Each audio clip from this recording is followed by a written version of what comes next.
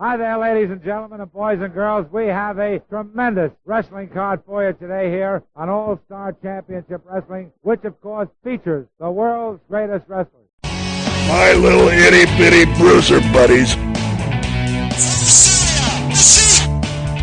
United States heavyweight champion, Brazil. The world's heavyweight champion from the AWA, Nick Bockwinkel.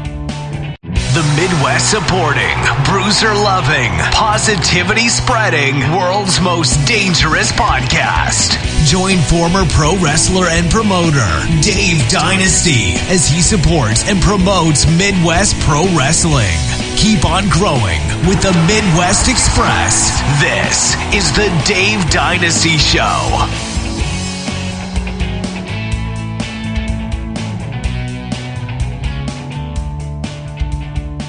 Greetings and welcome to the Dave Dynasty Show. I am your host, Dave Dynasty. Thank you for joining us, however you do, whatever platform. We're glad you're here. We're glad you're listening. And we're glad that you're supporting us. And however you do, follow us, whichever platform you choose. Please make sure you subscribe or follow us there. And when we put these episodes out, make sure you share them and help spread the show to all your followers and all the people you know. We got a good show for you today. I have to apologize. I've had the balloon cytoplasty procedure done the other day in my voice, and I'm sounding very nasally and whatever else, but we're going to plug ahead and get this show done. It will probably be kind of a short show overall, but we still have a great interview today with Jeff Van Camp, trained by Jerry Lawler, tagged with Dick the Bruiser, and one of the original Lord Humongous. What a great guy. Great stories to tell. We talk a lot about his time in Indianapolis with Bruiser. We have that interview coming up. I'd also like to thank everybody for all their support and listening and great feedback and great reception of the On This Day in Midwest Pro History clips we've been doing. We're putting those out daily. Everybody seems to love them. So we're going to keep going with that. So make sure you're sharing and listening to those and supporting the show. It's great to see everybody getting so excited about Midwest Pro Wrestling history. Always remember, you can go to powerslam.tv for some great independent wrestling action. They have over 100 promotions, over 4,000 hours of content. And if you sign up now and enter the code DYNASTY, you get 1 month for free. So go give it a shot. What do you get to lose? You get a month for free. Try it out. Ike and I will be on May 11th in Portland, Indiana for DCCW. They have a big show there that night. Some great talent. Rikishi. His son Sifa will be there. Madman Fulton, Sean Casey, among others. This is going to be a spectacular show. Supports the Jay County Wrestling Club, so make sure you're there. You can find them on Facebook and Twitter at DCCW Indiana. But May 11th, check them out in Portland, Indiana. And if you're there, come say hi to me and Ike, as we will be there doing the live streaming and commentating and meeting people.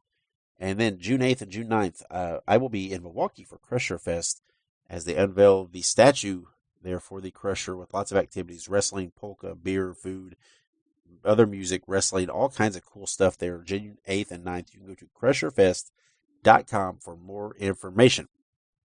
Okay, I'm going to take a break because, again, had the procedure, feeling a little winded here already, so we'll take a break. And when we come back, we'll have that interview with Jeff Van Camp, so stick around.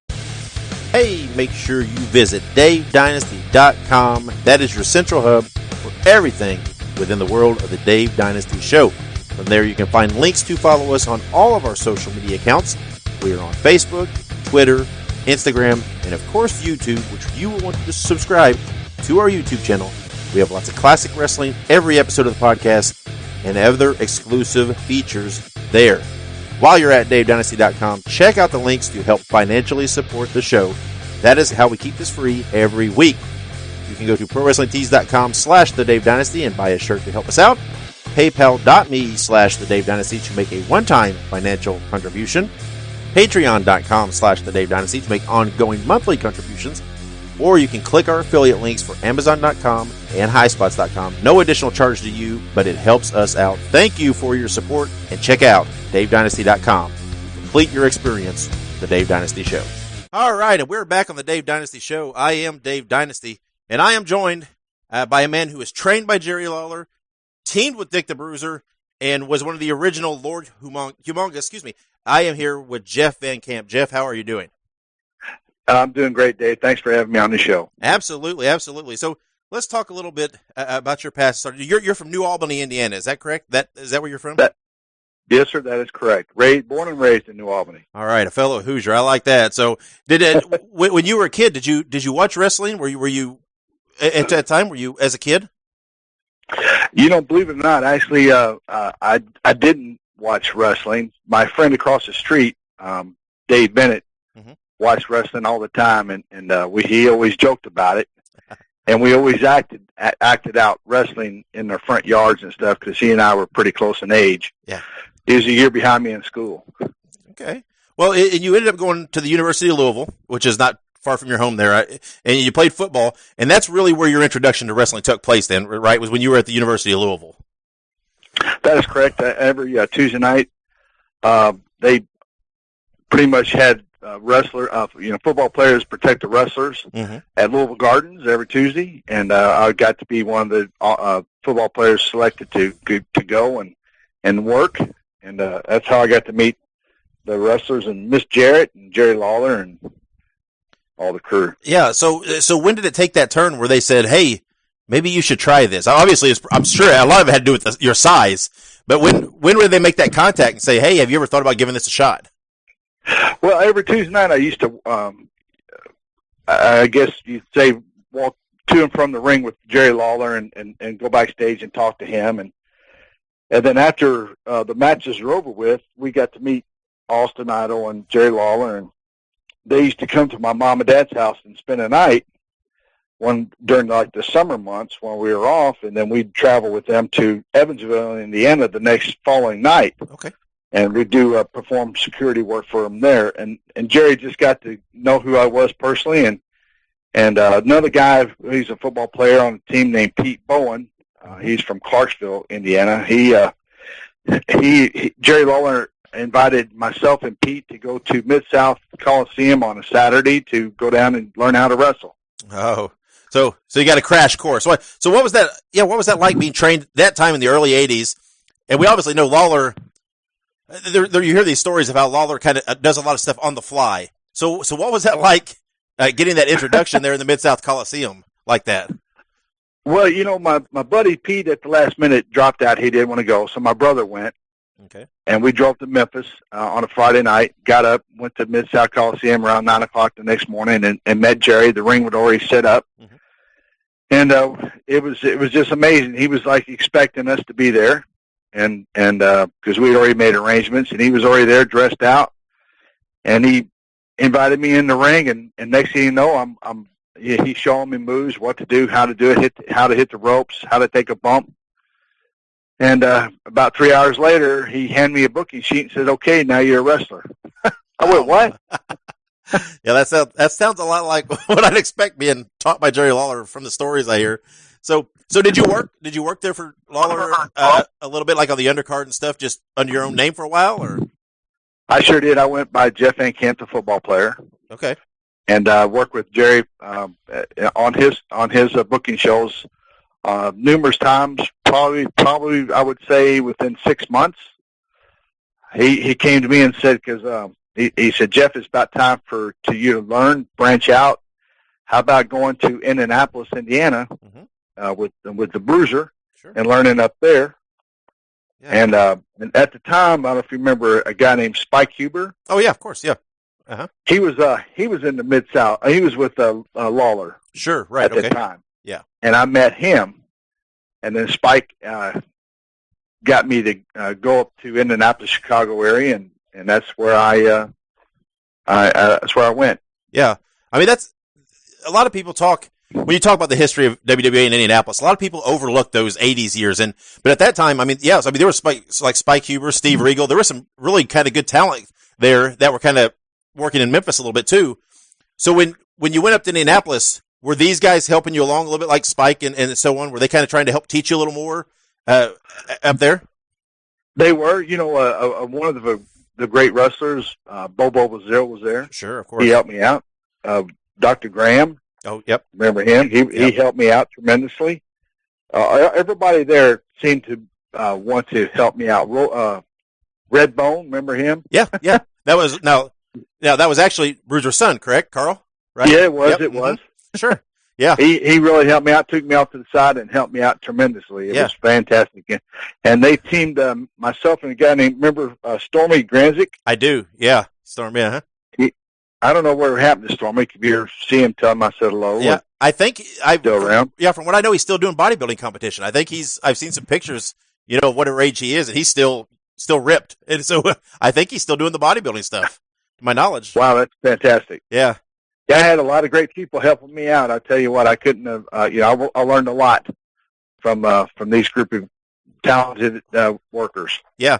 So, and then around 1984, you teamed with Bruiser, and you won the tag titles from Abdullah the Great and Jerry Valiant. So how did that come to be that suddenly you're this kind of this new guy in the area, suddenly main event and team with Bruiser winning the tag titles? I was lucky. I was a guy who just came along at the right time, the right place, and the man, the Bruiser liked me, and I was willing to learn and do whatever I needed to do to get the job done. And he appreciated my hard work, and I guess he saw some talent there, and he allowed me to be his partner, and I was totally gratified. Yeah. Did you guys ever bond? Did you ever talk? Because obviously Bruiser has a football past too. Did you ever talk football and bond over the football past you guys had? We did. We talked a few times. It was amazing that the talents that he had. Mm-hmm. And I'm so grateful that I got to learn from one of the best. Yeah, and I mentioned Jerry Valiant, and Jerry Valiant. Oh, Jerry. Yeah, to me, he's such an underappreciated talent. He went by many names over the years, but he was so good in the ring that but he gets overlooked so often. What was it like working with Jerry? He helped me out a lot as well. He introduced me to a lot of different people, told me what needed to be done to make it in the big leagues. And just sit back, listening to the great talents in the locker room, and keeping my mouth shut and just listen. Sure. I think they liked that more than anything. Yeah. Because I wasn't a young kid who thought I knew everything. Yeah. A lot of people overlook Jerry and forget, he went to New York with Johnny and Jimmy when Jimmy, I think he was sick or something, and had a good run up in New York with them. That's kind of how that character came to be, is they needed that third Valiant there, I think. So, and people overlook how good he was. He was really good. Yeah, great talent. We talk a lot about him around here because, like I said, he had a lot of different personas. Guy Mitchell, and worked under a mask as one of the assassins here in Indiana, and so he was around for a long time in this area. So, we talk a lot about Jerry. So tell us what was Bruiser like? You said you talked football a bit, but what was he like away from the ring? Was he easy to get along with? Did he kind of keep his distance? How did he intermingle with you guys at this stage of his life and career?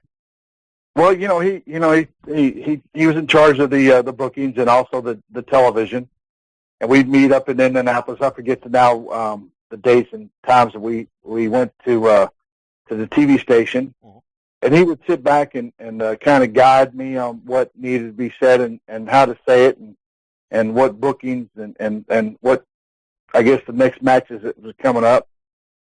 I know he's a family man. He really cherished his family, and we talked about that a lot. And at the time, I just got married myself in 1984, and I think he appreciated that as well. Sure, yeah. Did you work with Don Kent some? Because you mentioned Jerry Graham Jr. and he was often teamed with Don Kent. Did you meet and work with Don Kent at this time? Was he around? Honestly, I can't remember. I probably did, but I'm sorry, I don't remember. This would have been right around. I don't know.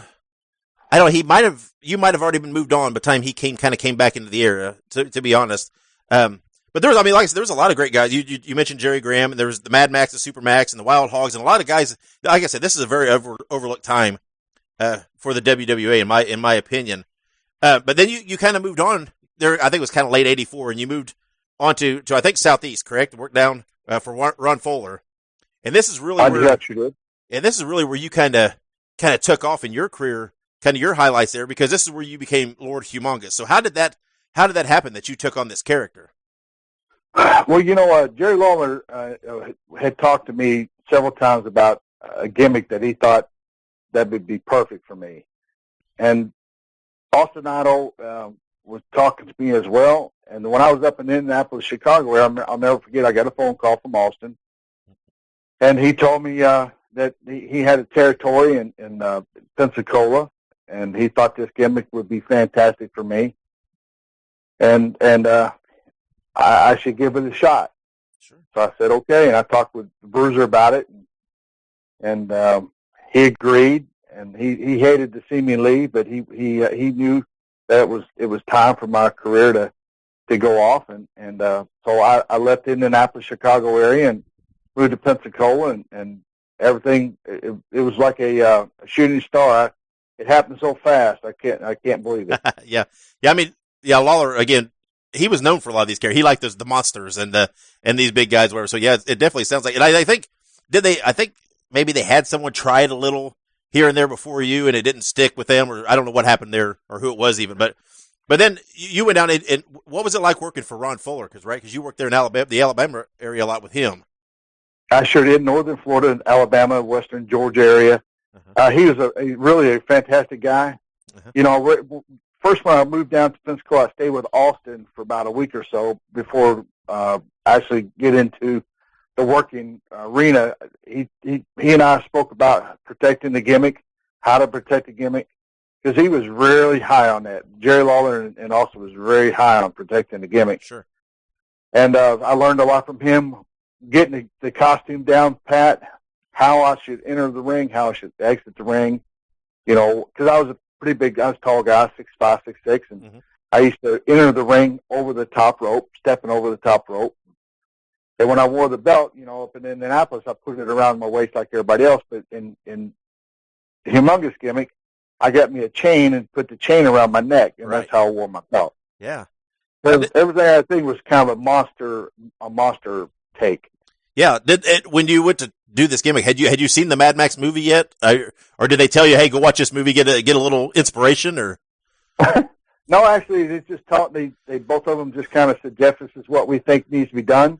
This is how we think that you should portray the gimmick, and that's exactly what I did. I followed their advice, and it went off. It was a crazy time. Yeah, and when I look at all the things you've done, and obviously, like I said, I'm a Midwest guy, so my soft spot is for your stuff you did for Bruiser. But I have to say, I think some of the best stuff you've done is when you moved on from there and you moved on to Mid-South, and you really had this great program with Jake Roberts. That was really, really great. Did. So how did it come to be that you moved on to Mid-South? At the time, it just you just know when it's time to move on to another territory to expand your horizons. Uh-huh. And you need to, at the time, get into a bigger, better territory, larger.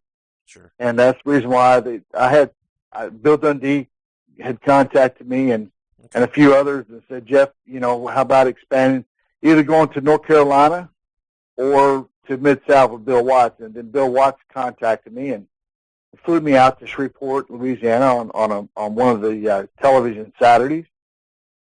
And I got to do television with Dick Murdoch, which is fantastic. I mean, what a great guy he was. He put me over tremendously.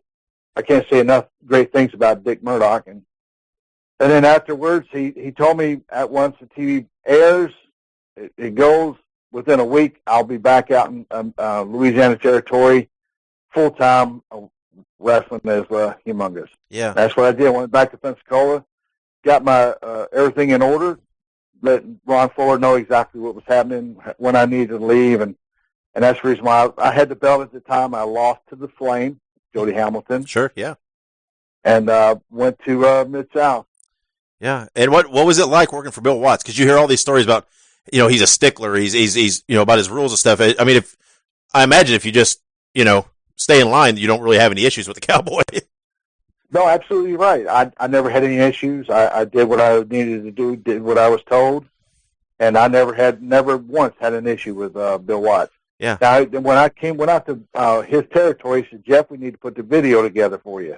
Mm-hmm. And my interest into going to and from the ring, I always played the music Kiss War Machine. Yeah, but that was a fantastic intro. Sure. And he took me to Bixby, Oklahoma on one of the weekends, and we filmed my music video to War Machine. I don't know if you've seen it or not. It's on my website. Yeah, I have seen it. Yeah, it's pretty cool.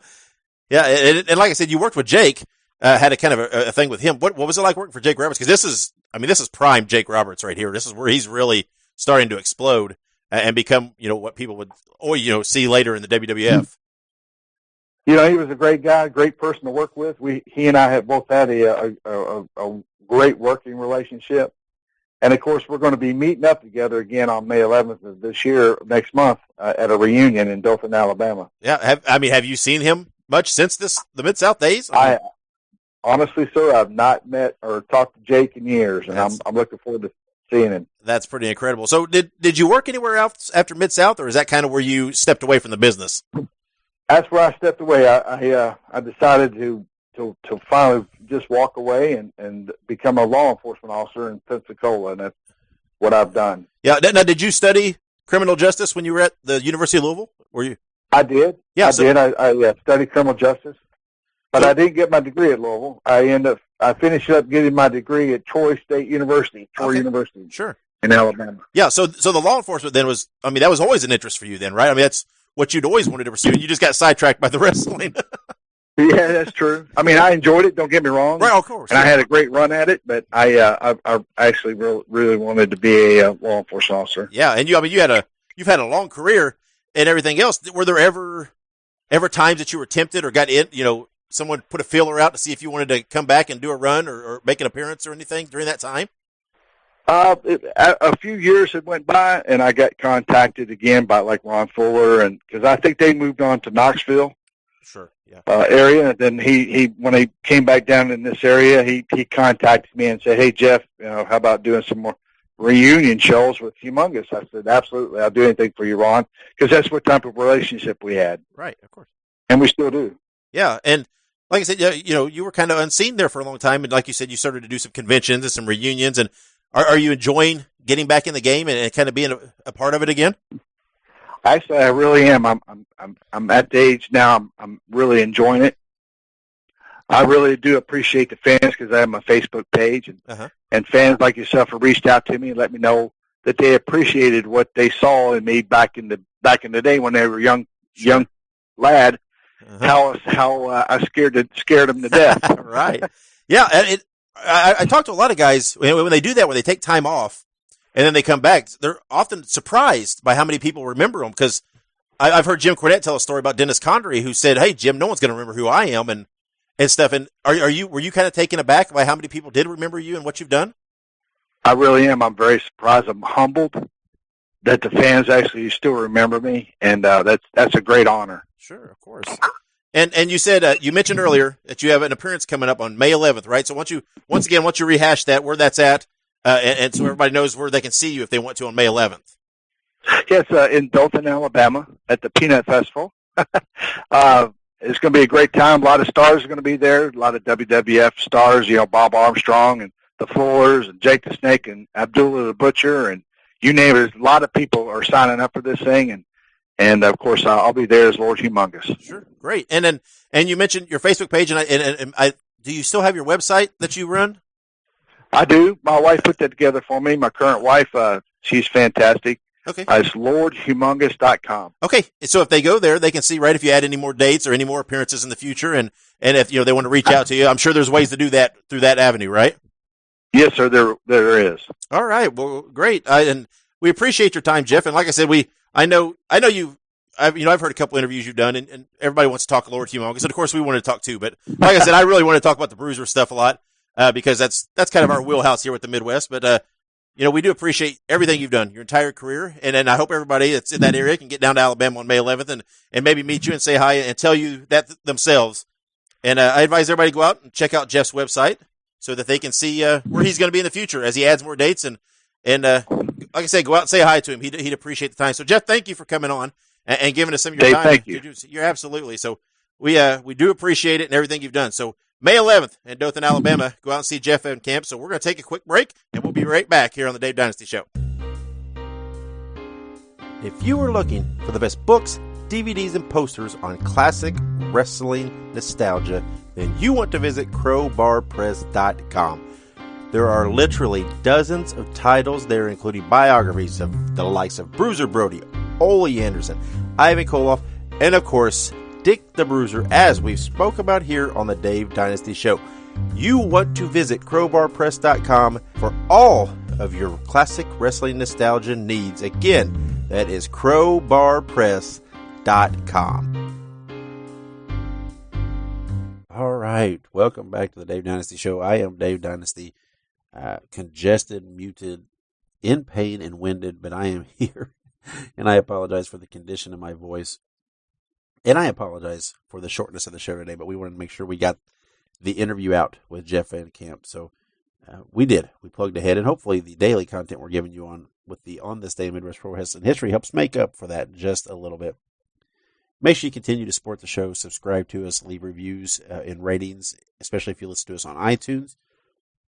Make sure you share the episodes out there wherever you're seeing them. Follow us on all our social media. We had the little plug, the little clip earlier that showed where you can find us, but you can always go to davedynasty.com. That's the central hub for everything. Help support the show, keep us free, and we'll keep bringing you content daily, right? We're bringing you stuff every day. So continue to support, share, and help spread the word of the Dave Dynasty Show. Help spread the word of Midwest Pro Wrestling, both past and present. We appreciate everything you do for us and for the show. And I'm going to get out of here because I need a nap already. And till next week, I am Dave Dynasty. This is the Dave Dynasty Show. Be good, be safe, and keep on growing.